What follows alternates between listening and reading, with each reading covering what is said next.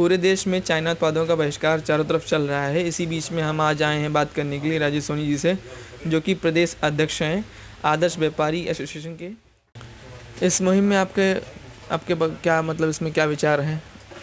हमारे देश का 8 करोड़ व्यापारी आज भारत सरकार के साथ है और व्यापारी समाज सदैव अपना सर्वत्र न्यौछावर कर अपने सैनिकों के लिए, अपने देश के लिए सर्वत्र अर्पण करने के लिए तैयार बैठा हुआ है। जिस दिन से चाइना के सैनिकों द्वारा घात लगा के हमारे जाबाज सिपाहियों की हत्या की गई, पूरे व्यापारी समाज में बहुत रोष है और व्यापारी समाज सदैव सरकार के साथ कंधे से कंधा मिला के खड़ा रहता है।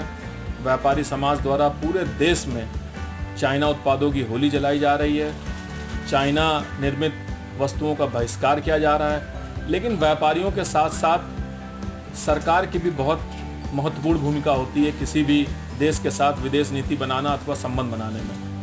मैं माननीय प्रधानमंत्री से आग्रह करना चाहता हूं कि इस देश में 90% सोलर में व्यापार चाइना का है, 70% फार्मा में, 60% दवाइयों में और 50% इलेक्ट्रॉनिक उपकरणों में और 70% मोबाइल उपकरणों में।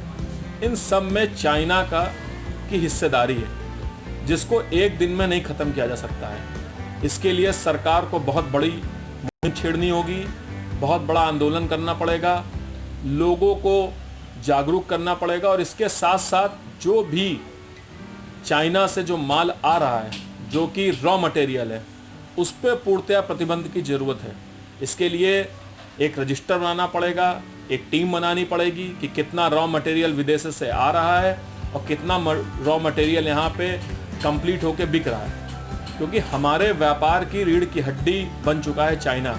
उसको ख़त्म करने के लिए जब तक सरकार आगे पहल नहीं करेगी, ये सब संभव नहीं हो पाएगा कि हम अपने मोबाइल से टिकटॉक डिलीट कर दें, चाइनीज़ झालरों को तोड़ दें, चाइनीज़ सॉफ्टवेयर डिलीट कर दें। ये बहुत छोटी चीज़ें हैं। इसके लिए सरकार को बहुत बड़ा आंदोलन करना होगा, लोगों को उसके लिए प्रेरित करना पड़ेगा और स्वयं में बहुत बड़ी भूमिका होगी सरकार की। जिस तरीके से अभी हमारे प्रधानमंत्री जी ने 1176 करोड़ रुपए की डील अभी इसी घटना के पहले एक चाइना कंपनी को दिया है, ये भी बड़ी, इसकी भी घोर निंदा की जाए और इसको स्पष्ट करे सरकार कि किस एजेंडे के तहत क्या भारत में कोई इतनी बड़ी कंपनी नहीं थी जो कार्य को कर सकती, किस वजह से कि उस चाइना कंपनी को ये डील दी गई और देशवासियों को इस चीज़ की बिल्कुल छूट दी जाए कि वो कोई भी सूचना के अधिकार के तहत सबका जानने का हक है। अगर वो डील दी गई है तो उसको तत्काल रद्द किया जाए देश हित में।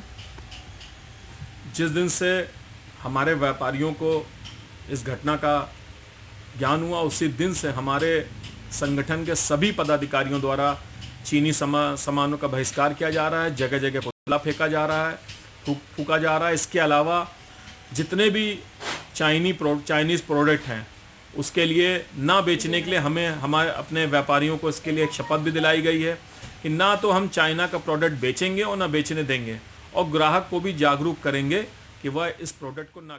ये थे राजेश सोनी जी। कैमरामैन अरुण सिंह के साथ मैं शिवम पाल, डेटम टुडे न्यूज़ लखनऊ।